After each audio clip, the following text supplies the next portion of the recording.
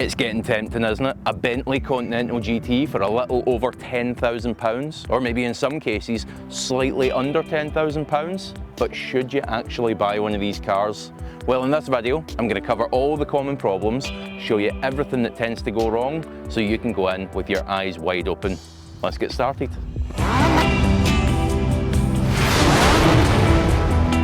At the time of filming, the cheapest Continental GT is £8,000. £8,000 for one of these cars. And I'm not talking about some categorised, ratty looking car. It's quite a good looking example. So cheap to buy, yes. Cheap to run, not so much. Now I'm going to say right from the get-go here, this is going to be a tale of two halves. First, I'm going to cover all the common problems, which inevitably puts a bit of a downer on the whole ownership experience. But in the latter half of this video, I'm going to drive it and show you why for a lot of owners it's completely worth it, so stick around for that. For starters, get a load of that engine bay, the 6 litre W12. Now I don't care how well versed you are as a mechanic or how much work you've done on cars in the past, this is the kind of engine bay that strikes fear into you because the way that it's packaged, there's just absolutely no room. That massive expense that comes alongside the ownership experience that I'm sure you've heard about, it doesn't necessarily come from the fact that this is a poorly engineered or unreliable engine. It's more from the way in which it's packaged in. And so any work that needs done, even fairly simple jobs, requires the removal of the engine. So right off the bat, things get very expensive. I'll give you an example. Starter motor on a 20-year-old car. Yeah, some of them need changed from time to time. You're going to need to drop this engine out to do that. How about turbos? From time to time we need to swap out a pair of turbos. Again, you're going to be dropping the engine out to do that. How about a little leak in one of the many vacuum lines that this car's got? You guessed it, you're going to be dropping the engine out to do that as well. So vacuum lines, that's something we need to talk about because it has become the bane of many older Continental GT owners' lives. So these cars, they use a load of vacuum lines to perform different tasks on the car. They go from the intake manifold back to the turbo wastegates, they go to the brake booster that helps assist your brake pedal. And the issue is, they were made of plastic. Now what happens with plastic when we subject it to thousands of heat cycles and lots of vibration? It starts to crack. It goes brittle and it starts to crack, and that's exactly what happened on the vacuum lines on these Continental GTs. Now this was worse before 2008 because there was one vacuum line in particular that was routed over the gearbox, which was completely inaccessible. So, shall we all say it together? You had to remove the engine. You're likely starting to get the message. They're complicated cars with complicated engines. These W12s are just quite complex. I'll give you another example here. So the alternator, for instance, another known weak spot on any W12, it's water cooled. You don't even want to start to know what the parts prices for stuff like this is like. So it's got a coolant feed going into it and it uses a little rubber O-ring, nothing special, probably 20-30 pence in one of these O-rings. But these can start to weep. It leaks onto the alternator itself, starts to burn it out, and before you know it, you need to swap out the alternator. Again, on any other car, wouldn't be a big deal. Any other car probably wouldn't have it water cooled, but on one of these, again, you're stripping the front end off it in order to get in and replace that expensive part. At least we don't need to take the engine out for a change, eh? So when Bentley introduced these second generation Continental GT, that is the same time when they brought out that second engine option. Up until then, you could only get the fantastic but complex and expensive W12.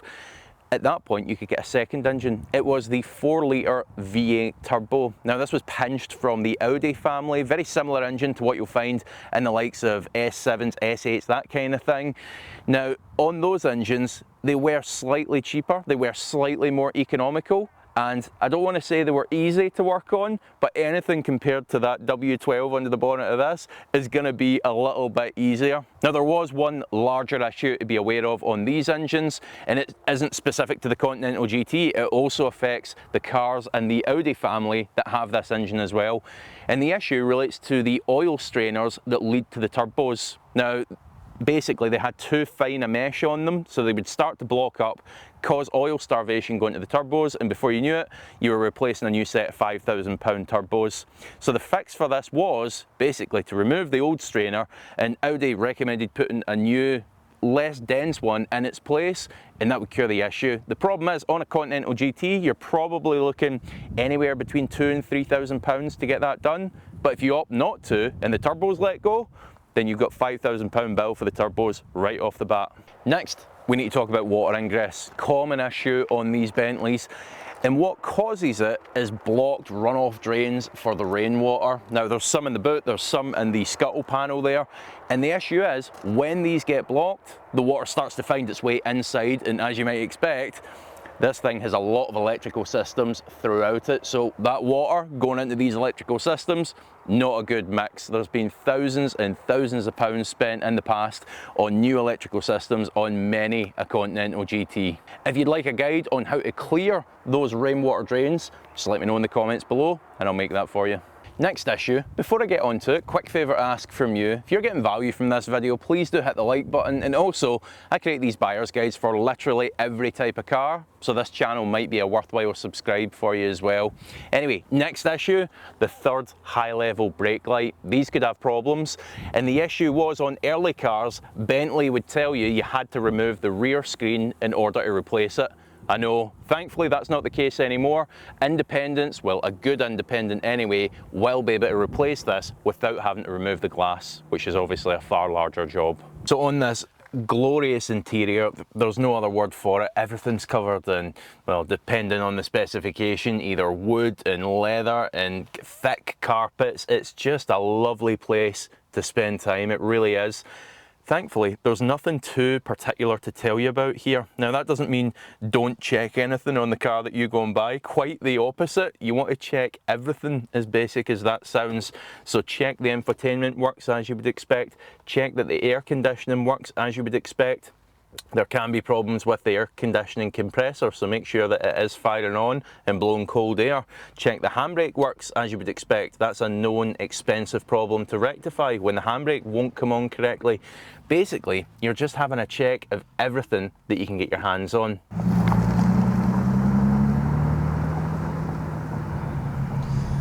So first thing I have to mention is this car has very kindly been given to me by Supercar Hire Scotland today. They haven't asked for a promotion in this video, but I feel it's only right to add them in. So you're going to find all their information in the description below. If you are looking for a nice car in Scotland, maybe even this very Bentley, then you'll find every bit of information that you need there. So what's the big Bentley like out on the road then? Absolutely exquisite. That's the only way of putting it. The quality of everything that you touch and interact with is just sublime. From the moment that you pull that door handle on the outside and it closes with a chink and soft closes, and you get in, everything's leather, deep pile carpets, wood. It is just a lovely, lovely thing to spend some time in. It really is. It just eats the miles up. Next thing I have to talk about is the performance, and I'm going to talk a little bit about this. Firstly, it's not the outright performance that gets you, it's the way in which it delivers its performance. It is without doubt the most effortless car that I've ever driven. There's no real drama, there's no real noise, it just arrives at your desired speed very, very quickly. I've never driven a car that puts my license so at risk, because it's doing two things. It's got that muscular acceleration, but at the same time, the finesse of it, the quality of it, the refinement of it really masks that speed. So that combination is horrible for your driving license. Now on the outright performance, this thing is blisteringly quick. I've had some fast cars. I had a 700 horsepower GTR at one point. This reminds me exactly of that. Just that outright grunt. It's a thug in a suit, this thing, make no mistake. If you want to get somewhere quickly, it will do that for you. The way that that performance is delivered, I see it as being a bit of a double-edged sword, because it's just so effective and so fast that a couple of seconds on the throttle, and that's it. Fun's over if you want to keep your license. I'll give you a good example. So I've got a little 2.7 older Porsche Boxster back at home. It's by no way comparable, by no way half as fast as this car. However, I take that little car out, and what I really enjoy about it is I can drive the wheels off it, I can rev it out, and I look down, I'm still only doing, what, 50, 60 miles per hour, unless you're being really silly with it. This Bentley is the opposite of that.